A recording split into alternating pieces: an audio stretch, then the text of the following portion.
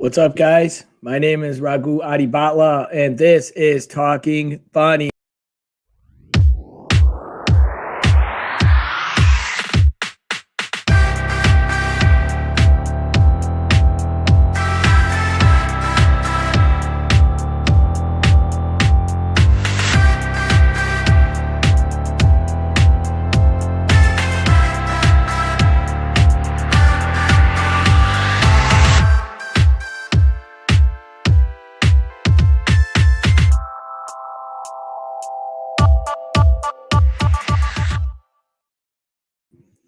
What's up, guys? My name is Raghu Adibatla, and you're watching Talking Funny. I do this every Thursday at 7 p.m. Central Time.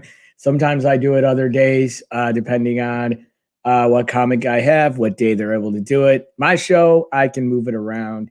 You know how it is. But anyways, tonight, my guest is Nate Weatherup. I met him many years ago when I first started doing stand-up comedy back in 2010. I was back at a place called Mahoney's Bar and Grill here in Chicago. They used to do some open mic and showcases, and I think he was part of the showcase there. I think he also did a mic, but we're gonna have him on soon.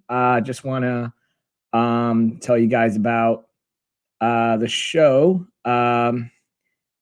every Thursday. Let me just quickly do just a little technical difficulty going on. Just hang on 1 second. Let me do this real quick. Sometimes things happen. So I'm going to get Nate on here and see if we can get him on. Hang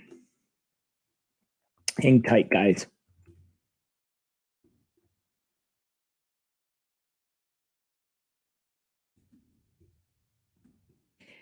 It's StreamYard's pretty cool in case anybody wants to run a podcast, and you're able to invite people pretty easily. But like I said, this show I do every Thursday. And I've had all kinds of comics. I've even had non-comics on my show. So we're just gonna see if we can get Nate up here. Another thing about Nate, he's been performing for a long time, all over the country. And when I say all over the country, I mean before the pandemic. He physically, toured. And he did a lot of cruises, which I want to talk to him about. I think that's really cool, being able to perform on cruises. I see him right now, so we're going to bring Nate on. He finally figured it out. Nate! What up? How's it going? I fixed it. Yes, you did. Yes, you did. I didn't know how long I could handle filling in the time. I'm not sure what I was going to do. Maybe a magic act. I'm sure it was great. It was, you know how it is, but yeah, man, I'm so glad. I'm so glad you're on. I mean, I've known you for a long time. I know it was like on and off. I ran into you in a bunch of shows. I know early on I saw you a lot because we used to do Mahoney's. Remember Mahoney's Bar and Grill? It's so funny you mentioned Mahoney's because like that place nobody else has heard of in Chicago. There's literally like 12 of us that win every week. And then you tell other people like, yeah, Mahoney's used to be great. And they're like, I have never heard of Mahoney's. That's so true. And then we all ended up on Edge Comedy Club. I think we were all doing that circuit for a little bit. And with Dave Odd and, everybody. And, but those of you who don't know Nate, this is Nate. He has been performing everywhere. And I mentioned before you came on, I was mentioning you performed all over the country. And this was before the pandemic. You know what I'm saying? Now everybody performs all over the country, but this is like real. You toured, you did a lot, and a lot of cool stuff. You were touring cruises, which was amazing. I thought that was pretty cool. But before we get into all that, I know I want you to tell me all about that. I want you to go back to when you started stand up. When did you start? How did you get into it? I did my first set February 19th, 2009. Okay. At Just Jokin' Comedy Club up in Waukegan. Did you ever get up there? No. I haven't. It was like this small club run by this woman. She put me up all the time, but it was like, is there a C- comedy room? I don't know. Like it literally got shut down on a Friday night, 20 minutes before at Mahoney's. At Mahoney's, yeah. So Dan and I used to work in this hockey rink, and we'd tell each other these ridiculous stories we'd come up with or joke ideas. And then while I was in grad school down in Champaign, he started hitting me up. He's like, as soon as you get back, we're going up. And I was like, dude, I have terrible stage fright. That will never happen. I'm not going to do it. And he just kept bugging me. And so now that's such a low bar. Literally half of these people are insane. But so the next week he convinced me, we went back, and I ended up doing like 10.5 minutes in my first open mic because they just let you go if it was going well. Yeah. And I went back the next week, and the third week it was terrible and nobody laughed, and I still wanted to come back. And at that point I was like, oh, crap. This is going to keep happening. Yeah. Cool. So then you just kept going, and you hit on a good point there. It went terrible, but I went back up there the following week. Oh, yeah. And that's, that's the key, right? Yeah. That's the key to stand up. If you're going to do this, you better get used to the crappy shows too. And here's the deal, dude. Like, I remember the specific moment. I think it was my fourth week. I did 3 weeks, and all of them went well. And finally, I had a girlfriend at the time who was like, I really want to come see you. And my brother wanted to come see me. At fourth week, I was like, guys, come on out. Yeah. I'm doing pretty good. I think you're going to be impressed. Right. And I show up. And this place, it was open mic, comedy, spoken word poetry, rap, like basically anything you wanted to do. But it was a Black-owned club. It was primarily Black and Latino comics, and then me. Right. And like me and Dan and a couple of our friends. And the night we showed up, there were guys that were in, I think it was like the East Side Bloods or something, were releasing their album. They were dropping their album, and they chose the open mic as their like album release party. So we walk in, and it's literally like 100 people, all head to toe in red. And they're like, all right, we're going to do the comedy first and then let these guys do their show. And one after another, we went up and talked into dead silence for 5 straight minutes. Like nothing, not a chuckle, not even like, they didn't even hate us enough to yell at us. They just nothinged us. We were in between them and what they wanted to see. And I just remember walking off stage and being like, no, I can do that better. And I went, oh, crap. Like, the fact that I did, that was my nightmare come true. And I was like, let me back at him. I was like, this is an addiction. This is not good.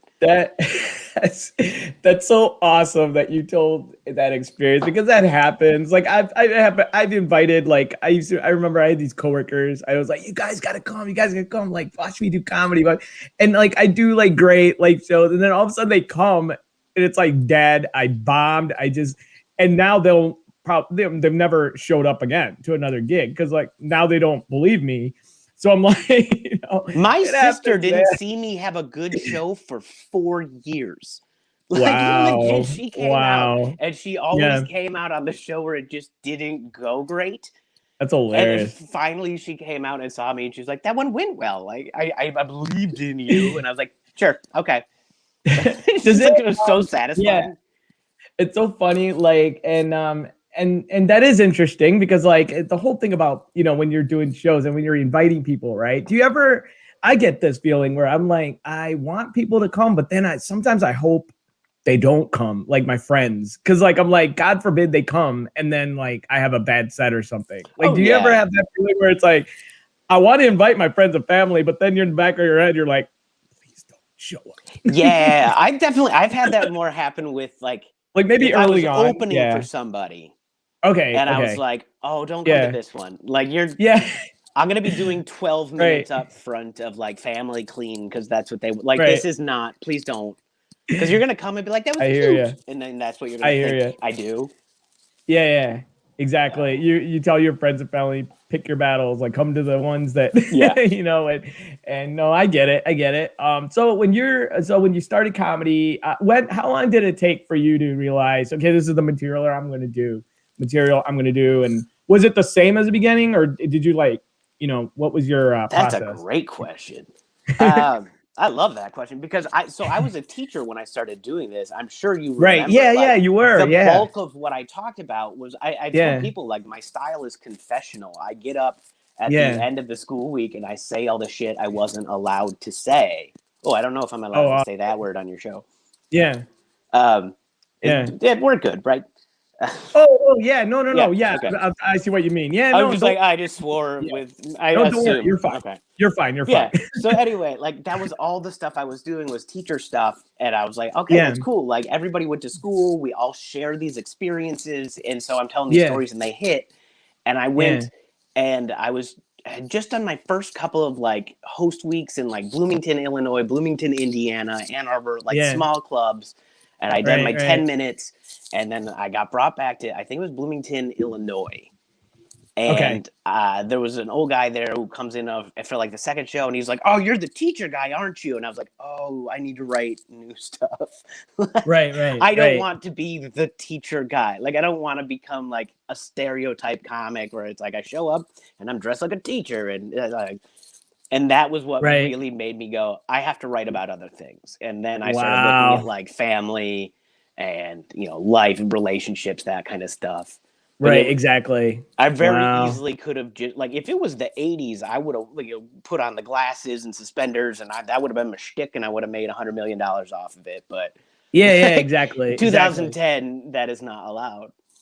Wow, that's cool, man. I like it. So I remember you were a teacher, and I love that material. Like, I mean, when I first met you, you were a teacher, and I still remember a lot of your jokes. And I think to this day, my favorite one all the time was, I have this friend. I lost a friend recently. He didn't die. He's just an asshole. Like, I don't know why I love that, and all your teacher humor. So that's cool that you've kind of went with your times, like you're changed. And so and then at what point now, are you in LA right now? No, I'm back in Chicago. Because I heard that you're back in Chicago now. Okay. Yeah. So because I was in LA for 3 years.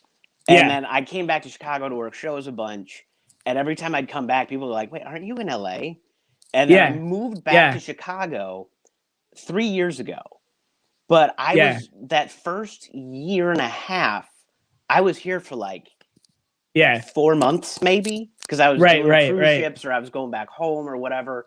And so all of a sudden, it's just like I've been back in Chicago. Hey, Nate, can you hang on? Can you hang on 1 second? Sure. Hold on 1 second. This is wildly unprofessional. This is, terribly disappointing. I'm not Letterman or anything. If I need to change something, I have to pick up my whole studio and move. And I had to hand my keys to my wife. She's out. No worries. Otherwise, she would walk in and slap me on.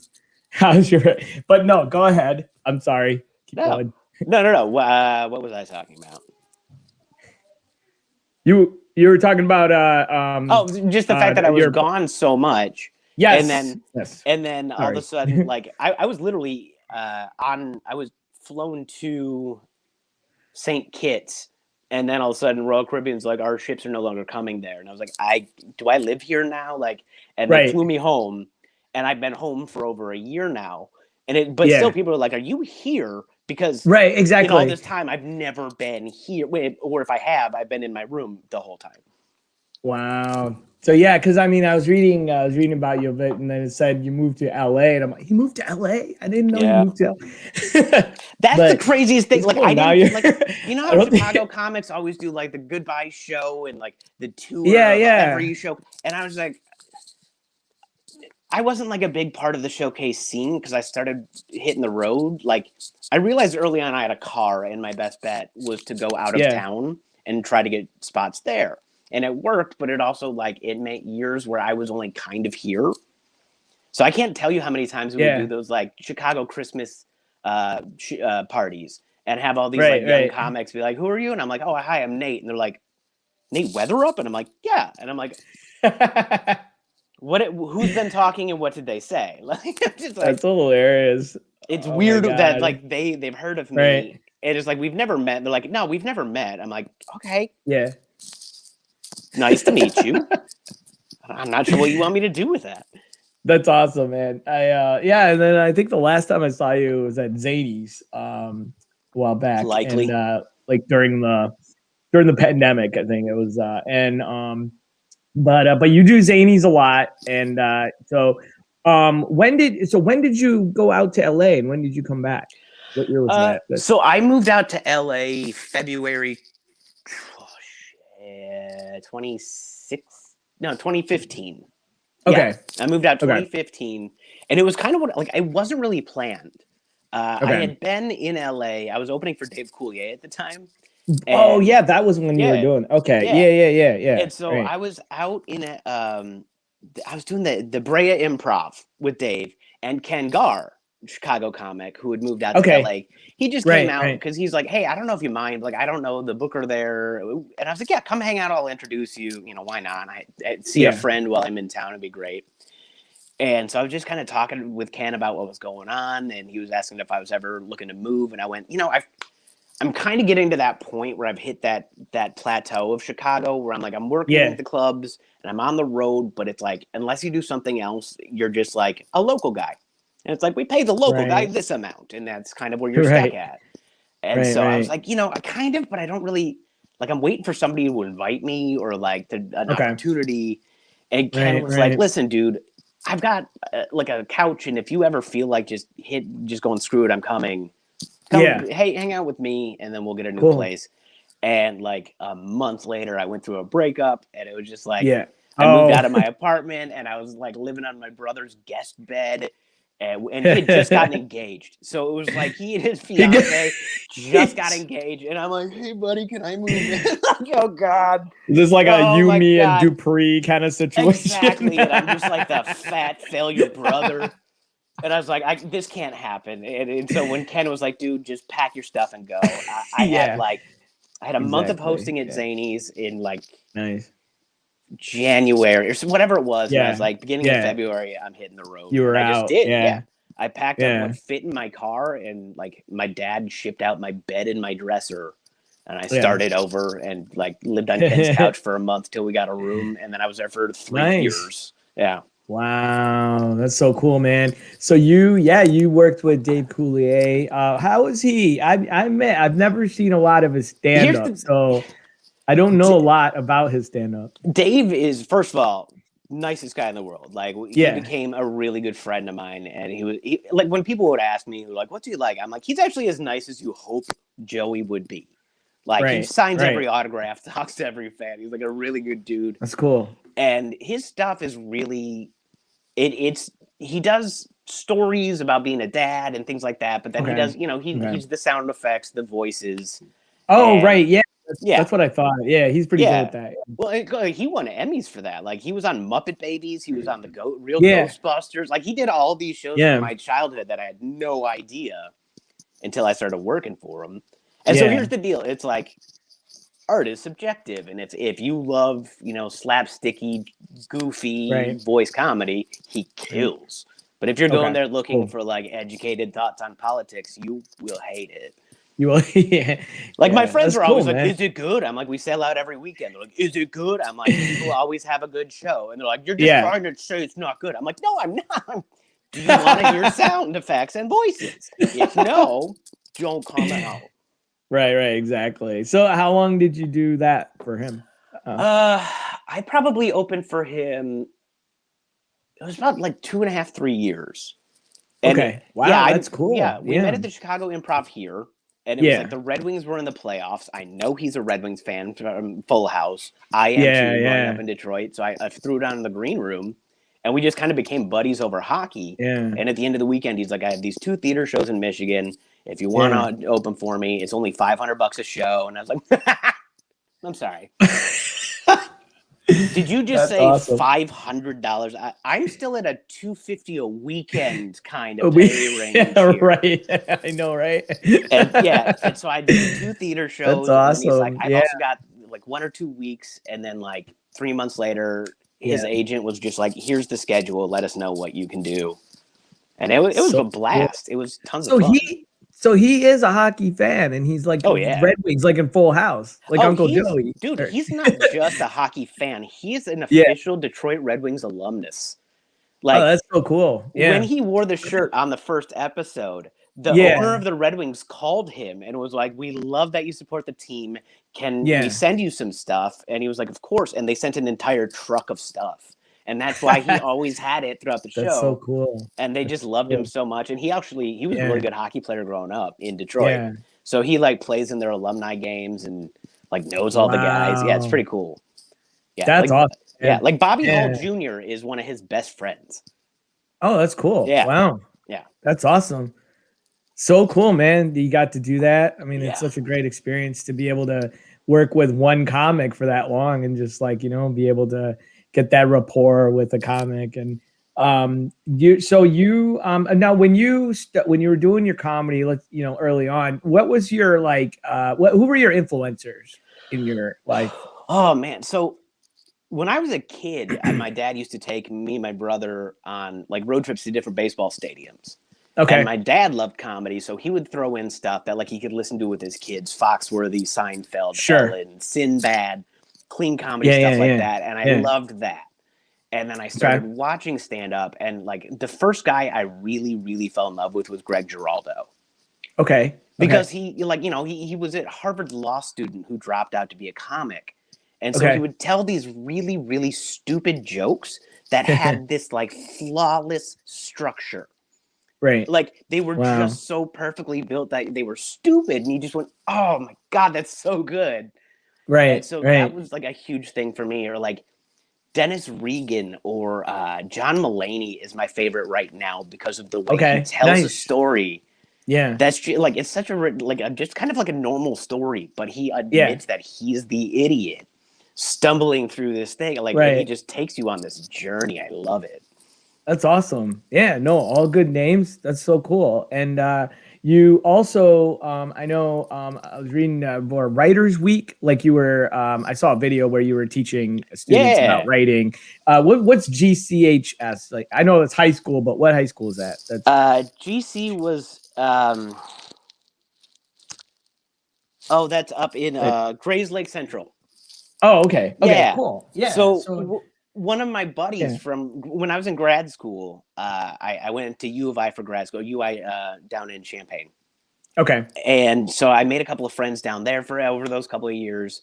And after I had quit teaching and I just started doing the road, my buddy Carl, who was teaching up there, went, "Hey, we have this Writers Week and we have like poets, journalists, authors, short story writers, and then also like playwrights and, different forms of writers. And they were trying to find something different. And I threw out comedian. And he was like, would you be interested in like doing comedy, but then also like talking about it as a writing form? And I was like, that's exactly what I want to do. Like you're literally combining my favorite thing to do with my master's degree. Yeah. And so I just kind of went up and I did like, I think I did 10, maybe 12 minutes of jokes. Okay. And then I went, all right. That was a set. Right. And then I went, within the set, you have a chunk, within a chunk, a bit. And like, it was so much fun to just walk through that. And then everybody's always like, you can do as much talking as you want to. And I'm like, I want to do as little of my own and then just open it up because teenage kids ask such better questions than adults. Yeah. Like they just ask you a question. You're like, I had never once considered that to be a possibility in my career. But now I might have to change everything I've been doing my whole life to make this work. Yeah. Well, I mean, students ask good questions. That's true. Like if you're talking to a grown adult, they'll probably be like, "So who'd you open for? Like, are you saying this?" Like, oh, no. Like kids. I mean, these guys, they actually want to write. They want to. They're passionate. That's where exactly. Yes. So it's so funny. I was like reading about it, and then I have to know about this because somebody wrote like something about like they loved you, that this and that. The guy's name was Noah. I think he was a student. I don't know, but he wrote something at the end where he's like, "I'm sorry, I was inappropriate during your presentation." And I read that and I'm like, I have to ask Nate about this because what could somebody possibly do that they had to apologize? So here's the deal. It was like I did two of them, and it was like this second to last and last periods of the day. Okay. And so like they were like, we figure they'll be a little rambunctious. That's a good time for the comedian. Okay. Like, that is correct, because if they start chatting during the poet session, I'm sure she can handle it. but like I can professionally handle it. Right. And sure enough, right. like the first one went pretty smoothly. The second one, like, you know, the kids are all looking at their watch, like we have 3 minutes left. Right. You know, it's the bell's coming, and so that kid Yeah. asked like a goofy question, and I kind of made fun of him, and then he came back at me, and I was like, Oh. oh, and now I get to teach you okay. how to deal with a heckler. And so I just threw a Oh, couple no. of and like, you know, like Yeah. not comedy club 10:30 late show, you know, Right. level stuff, but I still like I Yeah. made fun of like the shirt he was like just little teeny things, and I just Right. busted his Right. chops. Yeah. And then got to be like, and that is also part of my job. I get paid to do that. To people. exactly. Right. Which, It's like you know, crowd work at that yeah, point. exactly. And the thing was, is like, that's Wow. the kid enjoyed it so much that he hit me up. "Oh, I'm sorry. I was That's like, no, you exactly. loved Yeah. it. You got exactly what you wanted out of that interaction. That's awesome, man. And he was, I mean, like, it was funny and it was very innocent. It was like, and I'm so sorry I was inappropriate during. I Yep. was like, I have to find out what happened. Yeah. So that's so cool that you got to do that. And I know you were mentioning the comics about their structure and all. So was this something your like joke structure and the way you know about jokes? Is that something that you found through watching other comics, or how was your process in learning that? That was a big part of it. Okay. I've always had this weird thing, and I know some other people like this. I was actually just talking to my buddy, Matt, a couple of days ago about how sometimes you just hear something a certain way and you love the way it sounds and you say it that way for the rest of your life. Or like, you don't like, it's a certain, like, I always say, come on, like I'm Canadian just because I grew up across the border from Canada. I don't have a Canadian accent, but I remember the first time I heard that, I was like, I just love the way they say, come on. And so now it's just stuck in my head. So I say it all the time. And it was like that with great jokes, and specifically like not even like the punchlines, but like these, like Ron White has this line where he's saying like, if I get that drunk, I'm gonna pick a fight. I know, I've seen me do it.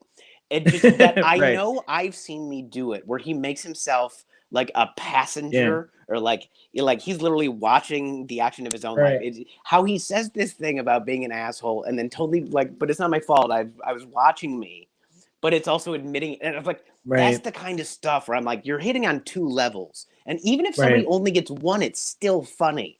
But if you can hit both, that's your audience that they're like, all right. It was both funny and you threw in a Fraggle Rock reference that only you and I got. You're like, you're my guy. Nice. You're the one that's following me after the show. All right. Nice.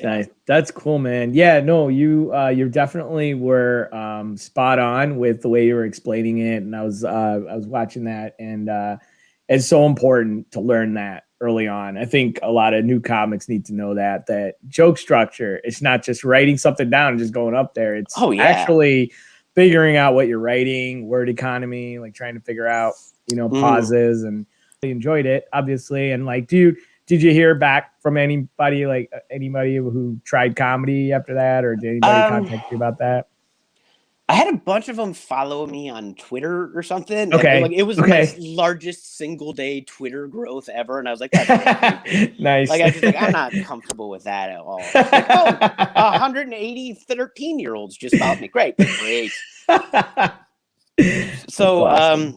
For the most, I've had a couple of people since then that would like one-off hit me up personally. I'm thinking about doing stand-up.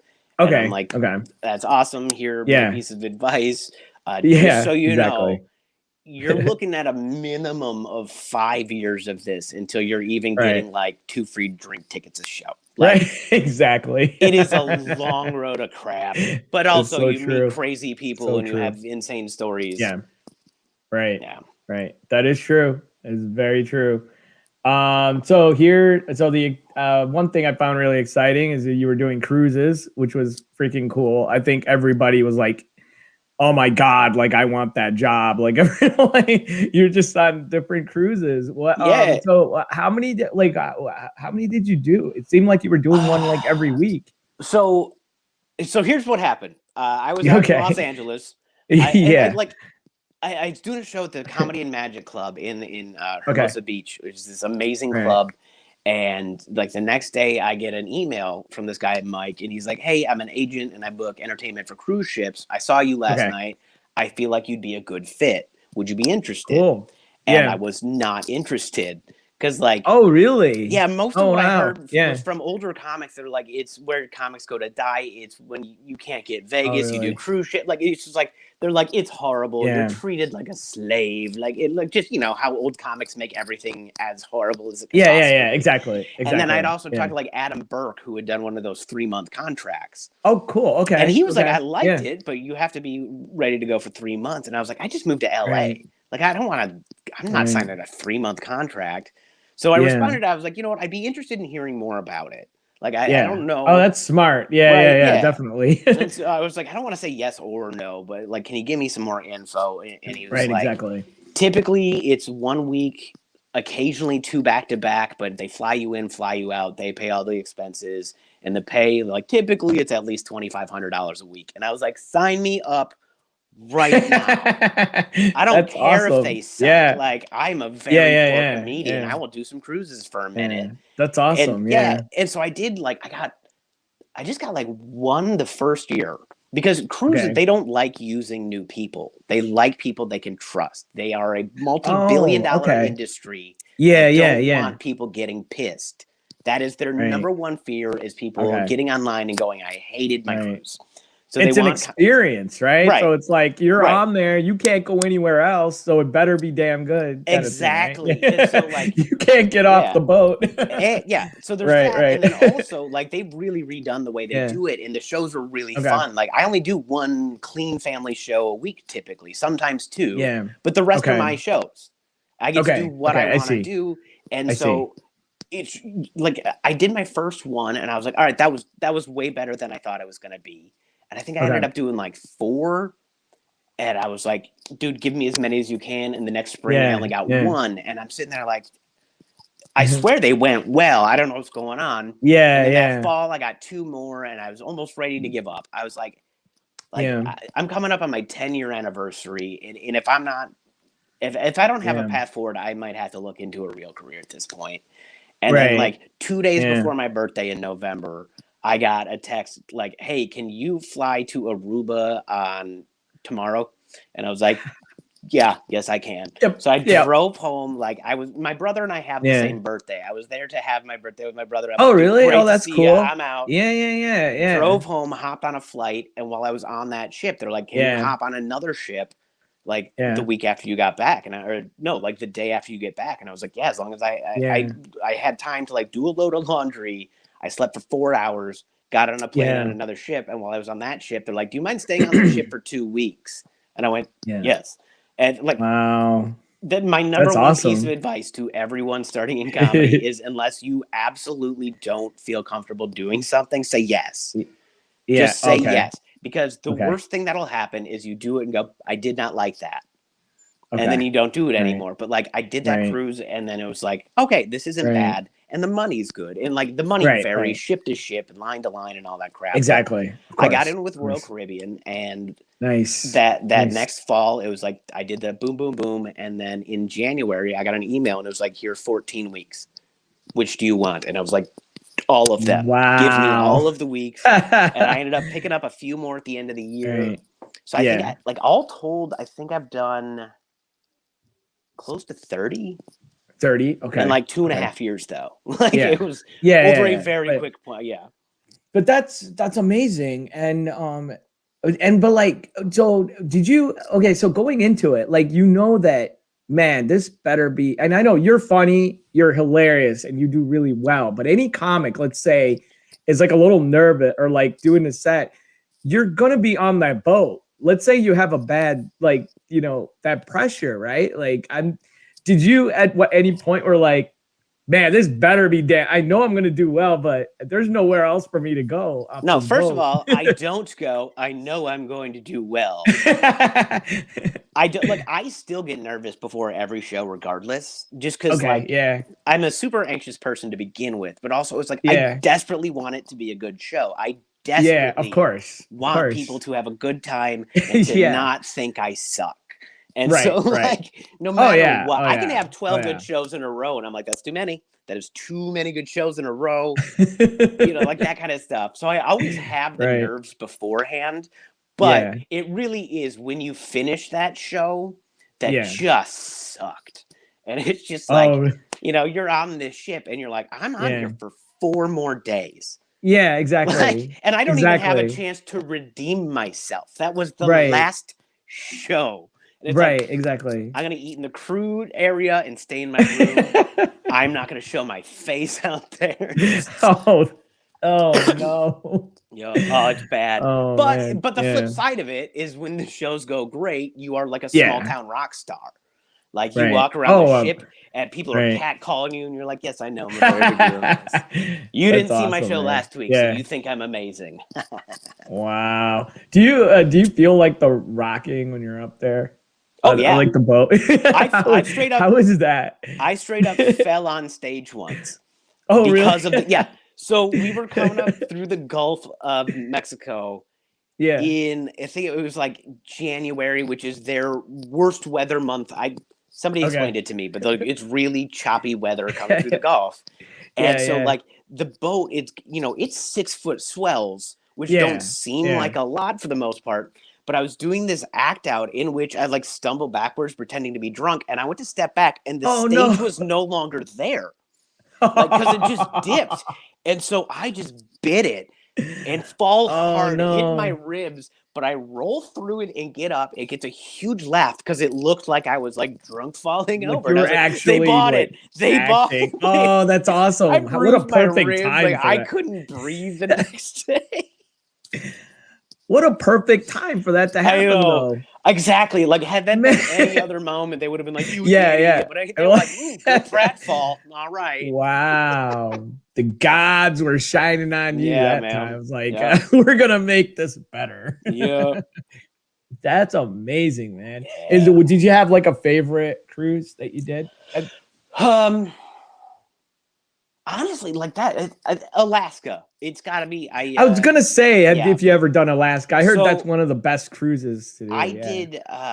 Like all of the ones I had done were Caribbean for the first year and a half or so, and then last summer they offered me 4 weeks in Alaska, so I got to spend. Damn. It was like it was like a week on, a week off. Yeah. 2 weeks on, a week off, a week on. Like it was just kind of weird. I flew back and forth to Juneau 8 times. But it is the most beautiful place I've ever been. And like I've been to 20 some countries, but it's like most of them are the Caribbean. I've been to like Morocco and Ireland and the UK. So I haven't seen that much of the world comparatively, but every morning you wake up and it's like a different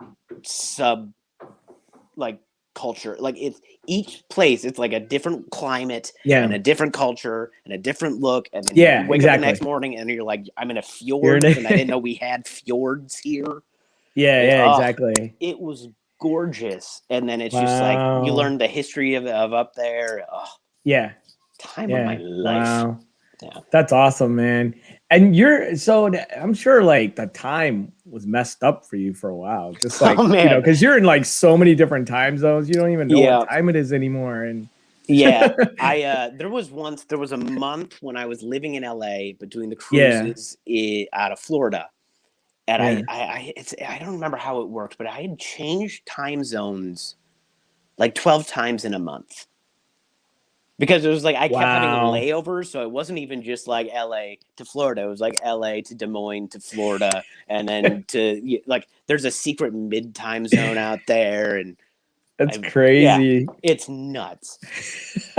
Man, I get tripped on just daylight savings time. I don't know how you handle it, and that's once a year. And I'll tell you exactly how I handle it. I don't have other responsibilities. When I don't feel good after the travel, I don't do anything for 2 days. I don't have kids. I don't have a wife. That's what it is. That's what it is. We have to worry about what our kid's gonna eat. Like it's just an hour and off now, and oh man, but oh my god, what an experience! I'll tell you, I'm doing deliveries right now, right? I'm doing Uber Eats deliveries to not die, and I went out like last Sunday for 3 hours. And then I came home and I hung out with my roommates. And then, like, the next morning I woke up and my roommate was like, "What are you doing today?" And I was like, "Monday is my Saturday." And she's like, "What do you mean?" I was like, "I don't work on Mondays."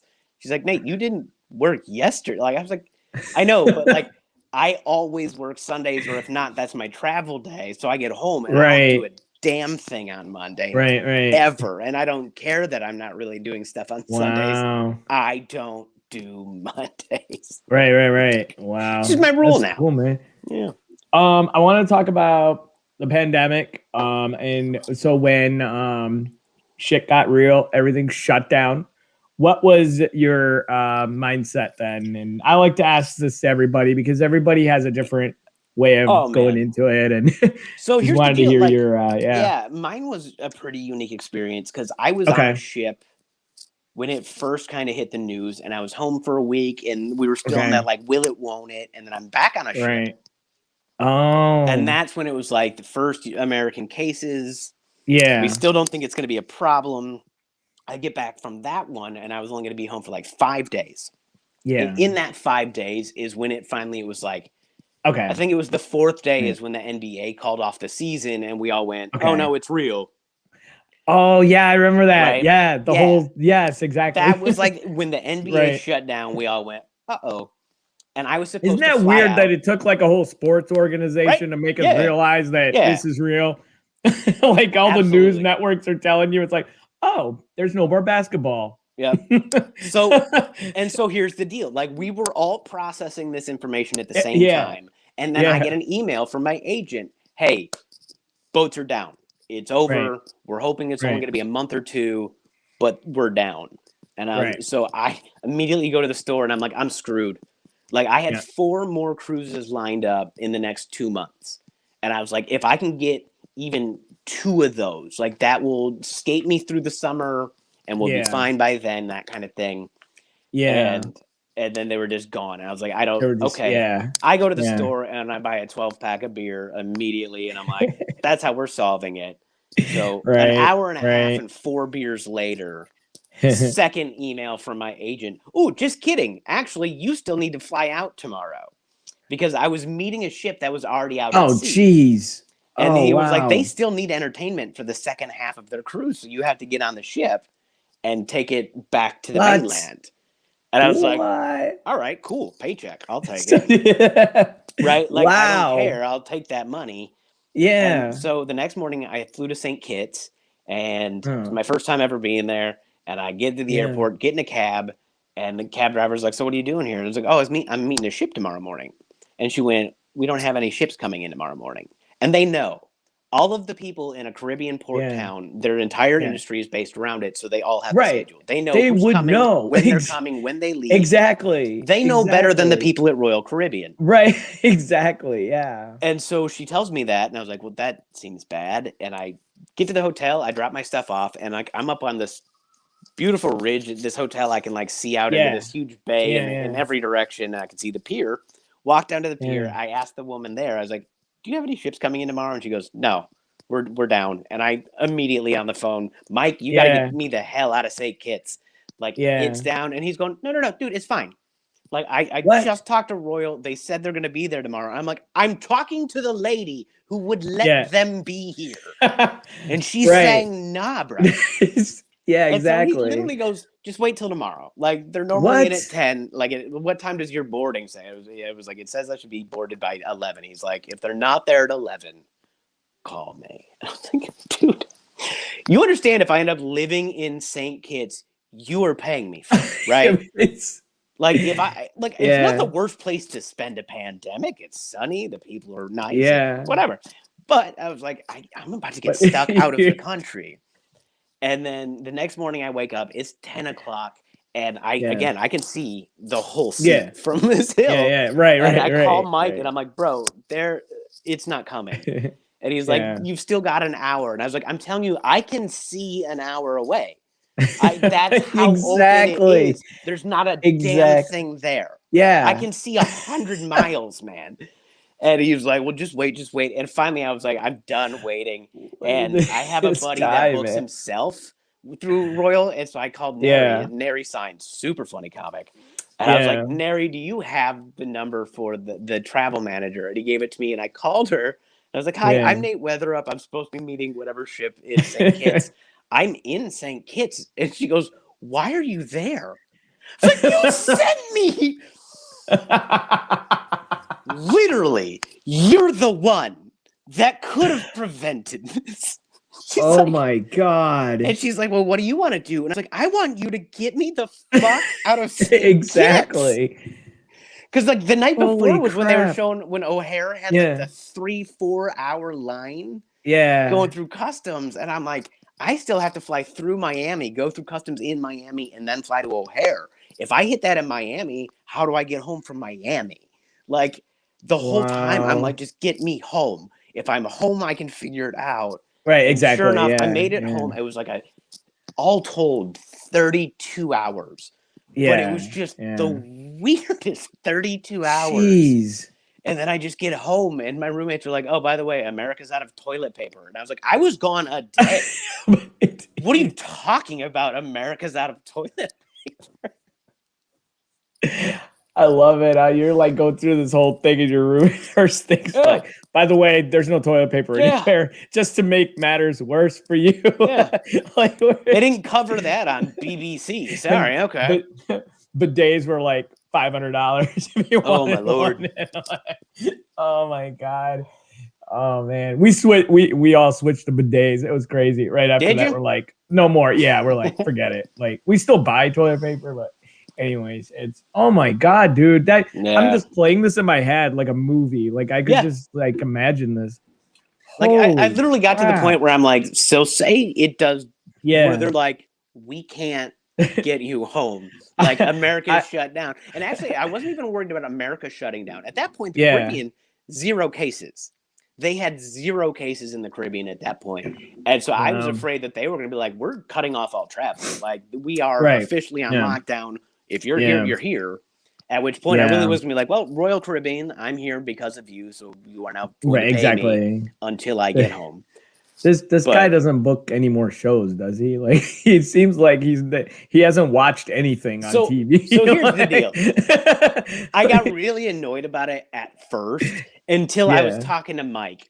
And he was like, dude, remember, this woman is dealing with literally every entertainer and every crew member on every ship trying to figure this out. Like, yes, you slipped through the cracks this time, but you're on your way home. And I'm like, you are correct. Yeah. I'll be fine.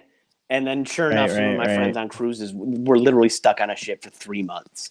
Wow. And it was like a floating prison. A blessing, Each person was in their own room. They got 1 hour a day where they got to go up on the deck and get fresh air.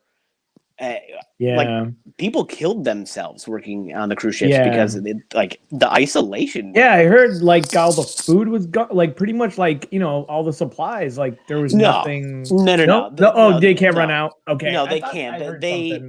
So they have maybe the alcohol.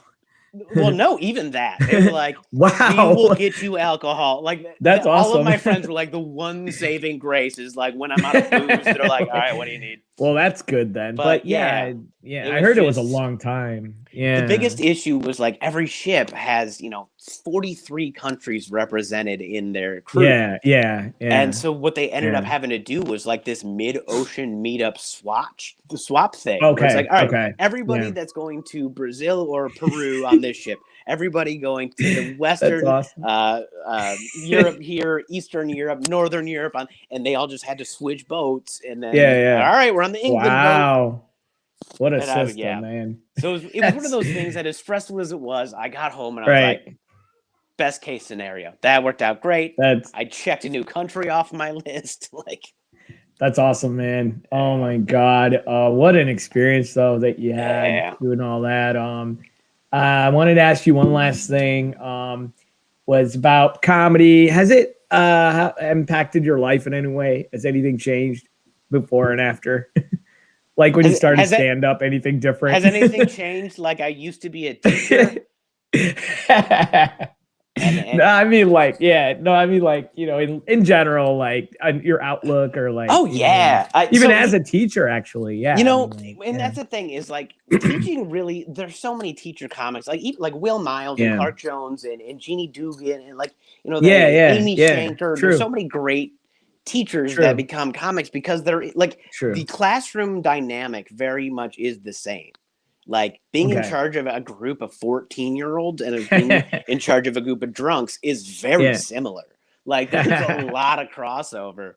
So there like that kind of stuff helps. But like I think my biggest takeaway with comedy was like I really came into it and I was like, as long as you're funny, you can make it in comedy. And then finding out how that is 100% true if you're a white, straight guy. And like how because I remember standing next to like female friends of mine after shows that they had done well and having like watching people be like, normally I don't find women funny. And I was like, why would you say that? That's crazy. I know you think you're saying something nice, but you're saying something really, really messed up. And so like a lot of my like the changes in perspective in with comedy was just kind of like I've spent so many, being the one white guy on an all black show or a Latino show or even like a South Asian show. And Nish Shah had me do a show with him where it was it's all South Asian and me. And it was like, oh, wow, that's cool. I love doing that because like, like I said, I started out at a black club and I learned that like everybody finds it funny if you just talk to them. Like if you don't like I'm trying to change it because I have this audience, like just tell your damn stories. We're all people. We've all been through this stuff to some degree or another. And so like, but just because I've gotten to do so many shows like that and then I would click on a club and see their calendar and it was like white guy, change up weekend, white guy. And I was just like, this sucks because there's so much talent. So I guess what I've really loved over the last couple of years is the number of times I've like had a show booked and I've gone like, hey, we should change up somebody on the show. Like I've even told Zanies, I'm like, if it's 3 white guys on the show, take me off. Like I'm happy to do that. Like we like stop doing that and seeing the number of places that have truly embraced changing up what they're putting on stage is exactly. It makes the shows better. It makes them more honest. It makes you see things that you would never see if you kept seeing these same stuff. So exactly. That's what gets me excited is seeing like, all right, new voices are getting their shot and they're killing it. Completely agree. Was that show with Anish? Was that in New York? Because I remember he had a show in. Oh, that was in LA. Okay. He randomly, like I said, like I've done a lot of shows where I'm like the white guy, and it's because like Joey Villagomez was doing La Factoria at Improv, and he's like, "Do you want to do it?" And I was like, and he's like, "Yeah, no, you'll be fine." I was like, "Okay, cool. I know I'm gonna be fine. I just want to make sure you were." And then Anish had seen me do enough shows like that, and he was like, "Yeah, I just wanted to get a host that wasn't also another South Asian, so I figured it'd be fun to get you up there." And I went, absolutely.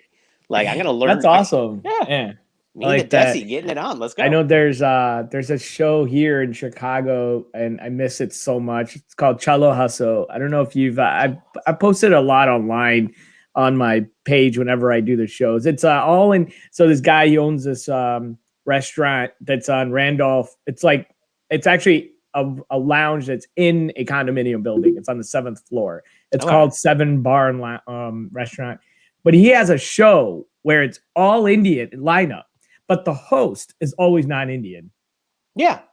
So it's kind of like that. It's like what you're saying is like, so it's like he has an all Indian lineup, but he makes sure the host, and it's always like, it's always like a white comic or, but like, it's just so awesome because like, and the audience is all Indian predominantly, like, and it's just pretty cool that he does that, and it adds like a certain twist and a flavor to it, and it adds a good dynamic, and I like that. I agree. I like shows where you have some kind of a variety in it, where you get all kinds of viewpoints, all kinds of stories, and which is cool. Yo, absolutely. So, definitely. And also, like for me, it's go ahead. Oh, I'm sorry. No. Go ahead. It's just cool because like I know comedy is all the same, and I know that people always laugh at the same concepts, but like when you can see how that concept is different within a different culture. Or like, Sure. every culture has their how my mom acts jokes, but like, Exactly. I don't know how Yeah. South Asian moms are, because like, right. there were 3 South Asian kids in my high school and we were friends, but right. like, I didn't get to know their moms. Yeah. So it's like, right. It's like I'm sitting there in the back like, oh, okay, that's interesting. Yeah. exactly. And yeah, because you're right. All the situations are the same, but the way you handle it, right? Yeah, it's the specifics. Like I always have this joke. Yeah. Cultural dynamics of how it's allowed. Yep. Where I'm like, my friends used to get sent upstairs to their room, but my parents would send me up the stairs, but they would beat me up the stairs. So like, that's the difference. Oh yeah. So now I'm gonna go into a segment, this final thing where it's also a bunch of questions, but they're very random, and I ask all comics this, and I want to see how you answer them. Okay. So you ready? It's hold on. Some cool. All right, yeah, that definitely. A little more wine. All right, cheers. By the way, cheers, buddy. To you, Nate. Thank you for having me. Hey, for sure, man. All right, you ready? Number 1. What can you do with a pencil besides write with it? What can you do with a pencil besides write with it? What else can you do with a pencil, you think? You can stab out somebody's eyeball. There you go. Nice. I've had a few people say you can stab somebody. Okay. That's actually, it's funny. That is a common answer, which is scary, and also tells a lot about the people I've been interviewing. All right, number 2. If there was a movie about you, who would you want playing you? Who would I want playing me? Yeah. Daniel Radcliffe plus 100 pounds. Okay. People always tell me I look like Harry Potter if things hadn't gone well, so it just makes sense. I like that. Nice. All right, here we go. Number 3. If you wrote an autobiography, what would your autobiography be called? Part-time grown-up. Yes, I like that. Yes. All right, here we go. If you had to choose a superpower, either flying or invisibility, what would you choose? Flying. And why? Flying. Why is that? Because it would be so much better than having to deal with any other form of transportation. That's Plus, true. You don't creep anyone out. Like you tell woman you're interested in, you're like, oh, and I can go invisible. They're like, I don't want to ever see you ever again. Right. Yeah. Like, listen, when I show up, you're going to know because I'm going to drop in with a superhero landing. There you go, man. Yeah. That's right. All right, here we go. Okay. You're at a like a CVS or a Walgreens. What would you buy to make the cashier really uncomfortable? Like when he or she looks at the items you bought. Oh, I love buying condoms at a CVS because they get uncomfortable, but they also try to be professional, and they'll always be like, have a good night. And I go, planning on it. It's one of my favorite things to do. Nice. Like, because everybody else gets so uncomfortable about it, and I'm like, well, I'm not going to be uncomfortable. I'm clearly going to have a good night. It's funny how people like hide it as if they're not gonna scan it. Yeah. Like as if like, yeah, exactly. Or they get it and a bunch of other things. So it's like, oh, this is just one of my, I'm like, here's the deal. I'm a really, really awkward person right up until it's supposed to be an awkward situation. And then I go, why is this the thing we're being weird about? Right, exactly. I don't know you. I'm probably never going to see you again. So, here's a fun fact. In India, when people buy, they put it in a black bag. Like they, okay. Like which is funny bag. Which is funny because we have like 1.2 billion people. We have so many people we're producing all the time. Yeah, you guys are doing pretty well in that. Pretty sure. Like also, maybe a few extra condoms would help. Like that's a lot. It's like I don't think people are buying enough. Is that? Yeah. I think that's what's going on. No, but okay, here we go. If you were to meet a comic, dead or alive, who would you want to meet? Carlin. Yeah. Yes. Oh, no question. To spend a day watching him. Yeah. Just to watch him watch the world and see how he processed it. Right. No question. Oh, man. He's brilliant. He's brilliant. I love going back and watching. I would almost comedy. say Pryor, but I would actually be terrified of spending a day with Richard Pryor. Like, he would hate me. I actually got him right there. Let's see. Right there. The first one. George Carlin. Yeah. Okay. Yeah. I can tell you're not that interested in the picture. In the what? I was saying I have Carlin right up here, the first one. Oh, I got you. Okay. I wasn't sure what you were saying. I was like, I thought you were saying he was like the number one answer. Maybe I shouldn't have pointed. I'm so sorry. I thought you were like in. I think I bored you at that point. No, and that's like the old school. That's like the late 70s, Carlin. Yeah, like right after he got rid of the tie. Yeah, I was like, my whole thing was like, man, I love how they have pictures up at Zany's. So I'm like, I'm gonna bring some of that to my those are really good house too. So I just like got. Is that Uncle Lair in the bottom? Uncle, where? Down here? Down in the corner. Oh, that's Bob Hope. Okay. With the NBC, yeah. Bob Hope, and then the Blues Brothers. I was gonna laugh so hard if you just randomly had Uncle Lair in there. I don't know. So who? You got to tell me who's Uncle Lair. Oh, like, Uncle Lair is one of the funniest comedians in the history of Chicago. Yeah. I'm gonna get like stabbed for this. I know. Oh no. Okay. Like if you're not if you're not regularly working Zanies, you probably don't, because that's all he does. But Uncle Lair, Larry Reeb, has been doing comedy in Chicago for 40 years. Oh, Larry Reeb. Yeah, Uncle Larry. Yeah, he's okay. Yeah. Now I know. Oh my God, I'm such an idiot. He's on Facebook. I see him all the time. Yeah. Okay. He's one of the best who have ever come out of this city. Yeah. I actually. So I know what you're talking about. Because I host for Zany so often, I've seen a million comics, and a lot of the guys, I'm like, I find him funny. I've seen the show 8 times. Yeah. Uncle Lair, I watch every single show because he's always writing, and there's always something new. Wow, that's awesome, dude. I guess I didn't know him as Uncle Lair, like you do. Like that's why I love Larry Reed. Yeah, of course. Okay. Here we go. Okay, you're on a boat with a nun, a baby, and an old man, but there's only room for 3 of you, so you're gonna have to take someone out of the boat. They may not make it to shore, but you don't care. Like, there's only room for 3 of you. Do the old man or the nun have any usable skills? I mean, they might. I don't know. Yeah, I don't need a nun. There you go. That's easy. Yep. Throw the nun off. Unless she's like, I'm very good with oars. I don't care. I don't know if nuns are good with. They might be. I mean, they might have special skills. I don't know. All right. Last question. Ragu or Prego? Ragu, baby. All right. Yeah. I like that.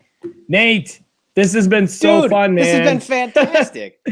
It's been a lot of fun having you. I'm so glad to see you, and I hope I run into you again on the scene. Yeah, man. It's been a long time, but definitely we'll keep in touch, and good luck with everything. Do you have anything you want to plug? Anything coming up for you? I'm going to be at Zany's Rosemont. Hold on. I do have a thing. Okay. I forgot when it was stuff. This is how rare this is now. I'm so used to being like, no. I know, right? I'm gonna be at Zany's live Rosemont performances, April 14th, which is a Wednesday. It's April 14th showcase, and I'm doing a longer set because I'm trying to record some new stuff. Yeah, nice. Yeah. April 14th, you'll be at Zany's Rosemont. And what's your Instagram? Nate Weatherup. Do you do any Nate Weatherup? The only person on earth with my name. So at Nate Weatherup on Instagram. There, right there. Yes, and look it up. He's got shows. Rosemont again. That's a Wednesday, April 14th. You'll be there. Really funny guy. So you guys better go. Do you still do a lot of your teaching jokes? I do some of it. Or no? Okay. I do it like if I've just gotten kind of bored rotating the same new stuff, I'll throw in an old one just for fun. Okay. Yeah. Cool. But yeah. Nice. Thank you so much for having me. This was a blast. Yeah, man. Yo, thanks for being here. This is so nostalgic, going back to like Mahoney's and like, everything. And I'm so glad you were on. Good luck with everything coming up, and take care, buddy. We'll see you again soon. Thanks, man. Great talking to you. Yeah, no problem. Bye, Nate. Take care. Bye. That was Nate Weatherup, you guys. Oh my God. What a funny guy. I love it. So met him a long time ago. He's been doing great things since then.